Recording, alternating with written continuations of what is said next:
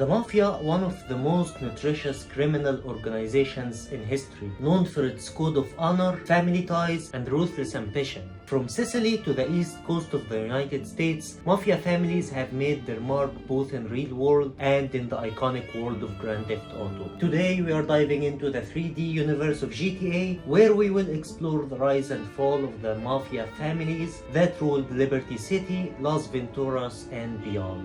The origin of the Mafia. The Mafia as we know it today started in Sicily in the mid-19th century. It was an organization that prided itself on loyalty, boldness, and a fierce sense of pride. When waves of Italian immigrants came to America, the Mafia followed, setting up shop on the East Coast. Led by a Don, each family had its hierarchy, with an underboss and a consigliere advising the leader. The Mafia was all about power and respect, but it also came with danger, secrets, and endless rivalries. The Leone Crime Family. No, I was saying I'd like to, and you were asking me for $5 million. So let me understand it.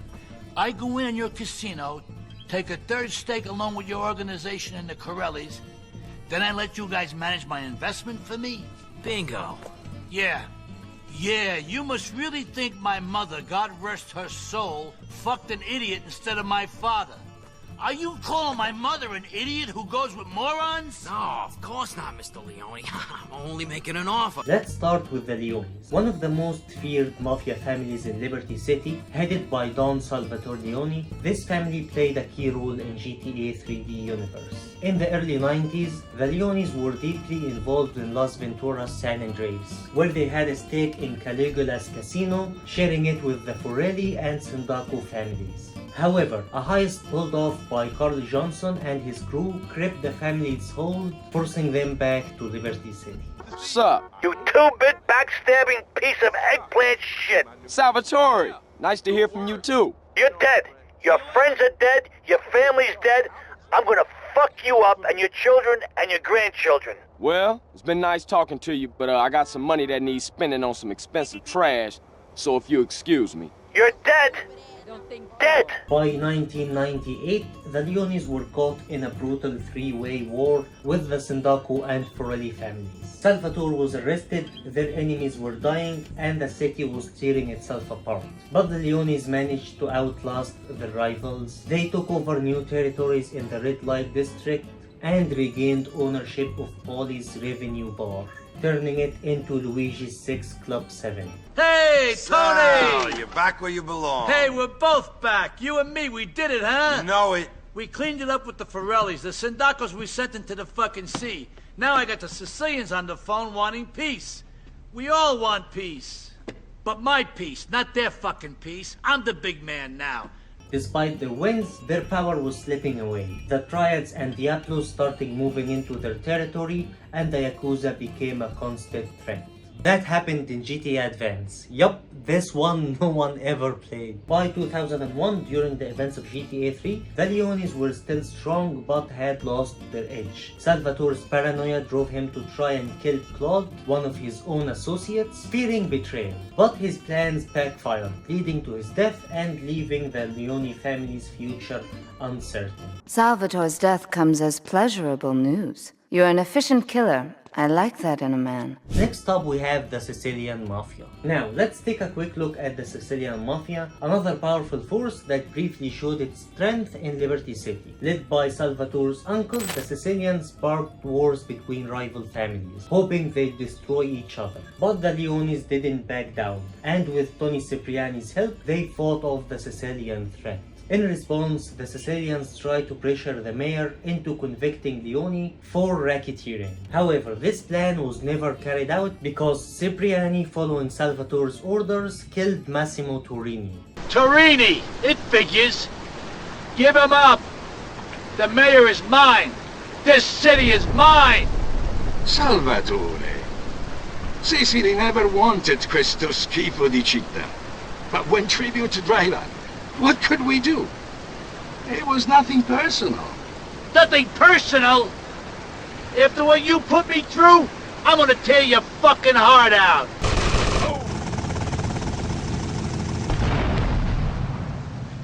After that, Uncle Leone accepted defeat and they left the city beaten but not forgotten. Ah, Salvatore. All we really wanted was clarity.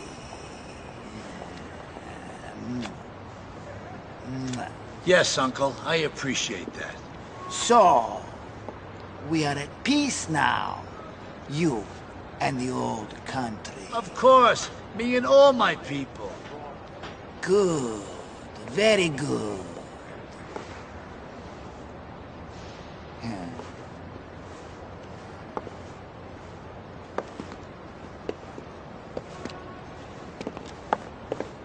Sneaky little bastard. I wouldn't trust him a fucking inch.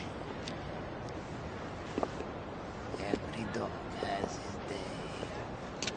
Before we move on to the Forellis, don't forget to hit the like and subscribe button for the video to reach more people. And when the video reach more people, I'll get a paycheck. And when I get a paycheck, I'll be able to make more money. So please help me turn this into a full-time job, okay? Thank you. Now, the Forelli crime family. The Forellis were once the most powerful mafia family in Liberty City, but their history is marked by betrayal and bad luck. In 1971, TommyVercetti, under orders from SonnyForelli, is sent to kill a mobster in Liberty City, but is ambushed by 11 hitmen. Surviving and killing them all, Tommy earns the nickname the Harwood Butcher before being arrested, and Tommy served 15 years in prison. Hello, Sonny. Tommy, it's been too long. I know, you're just overwhelmed with emotion. 15 years. Seems like only yesterday. I guess that's a perspective thing. Hey, doing time for the family is no piece of cake, but the family looks after its own, okay? In 1984, Giorgio Forelli attempts to kill famous singer Phil Colonis in Vice City due to his manager Barry Micklethwaite owning Giorgio Forelli $3 million. Victor Vance rescues Phil and Barry, killing Giorgio's hitman in the process, before Barry decides to pay Giorgio the money he's owed. Bloody hell! That nutter sent a goons would have to be silenced! I need to pee! Get him, Vic! In 1986, 2 years after, Giorgio's in prison now, and TommyVercetti got out, so SonnyForelli, the family's don, sent Tommy to Vice City to handle a drug deal. But things went south. Tommy took over Vice City for himself, cutting the Forellis out completely. Sonny's attempt to reclaim the city ended in his death, and his brother Marco took over the family. You took 15 years from me, Sonny, and now I'm gonna make you pay! By the early 90s, the Forellis were clinging to power in Las Venturas, involved in a tense partnership with the Leones and Sindaccos at Caligula's casino. You little cocksucker. Ever since SonnyForelli got himself pasted all over Florida, you'd think you run things in this town. But tensions boiled over when Marco Forelli tried to take out Johnny Sindacco, leading to chaos and assassination. The word spread back to Liberty City, Marco got killed, and the Forellis are weakened further. In 1998, the Forelli families was caught in a brutal three-way war in Liberty City. They fought against the Leone and Sindacco families for control over the city. But behind the scenes, even deadlier plots were being hatched. Toni Cipriani, a loyal member of the Leone family, would become a major player, eliminating key Forelli members, further weakening their power. At this point, the Forellis were losing territory fast. The rivals, the Leones, were gaining ground, while the Triads and the Yakuza carved out their own pieces of the city as the war raged on. The Forellis made a desperate attempt to broker a truce, but Salvatore Leone had other plans. So what do you want me to do? Paulie's going to a meet with the Forellis. He's going to try to broker a truce. Use the gear in the van to take control of Paulie's car and mess up the meet. The Forellis are later completely weakened after their main base of operations, Fort Staten, was destroyed by underground explosives in the old subway line running through southern Staunton Island. Whether Franco was killed in the explosion is unknown, but the family was left devastated. I mean, not only the families left devastated, but probably half the citizens of Liberty City. By 2001, the events of GTA 3, they are now named the Forelli brothers, and the gang now appears to hold a very small presence in the city, due to the events of 1998. A high-ranking member of the gang, Mike Forelli, is killed in a car explosion by Claude under orders from Joey Leone. I got a little job for you, pal. The Forelli brothers have owed me money for too long and they need to be taught some respect. Lips Forelli is stuffing his fat face in the St. Mark's Bistro, so steal his car and take it to 8 Balls Bomb Shop up in Harwood. And then later some more members of the Forellis got killed too. One of the Forellis thought he was a wise guy, so he got what he had coming to him.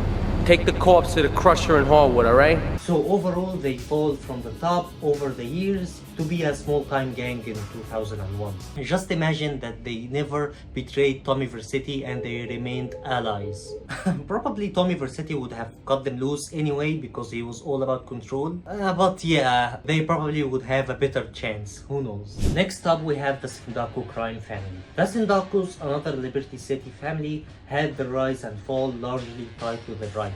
The Sindaccos tried to gain influence through Caligula's casino, but internal conflicts and betrays weakened them. The Sindacco family was formerly represented by Johnny Sindacco, who was in charge of day-to-day operations in Las Venturas, while Paulie was expanding territory in Liberty City. Johnny got captured by the Triads, tied into a car driven by CJ, and scared into revealing information. Then he went into a coma, suffering a period of psychological and physical trauma. He died from a shock-induced heart failure in 1992 after meeting Carl Johnson for a second time. Touch of diarrhea, but I'll get through it. Huh, diarrhea. Cool. And who's this? How you doing, Johnny? It's fucking him. It's him. Oh my head. Oh God, it's him. Oh, my heart. My heart.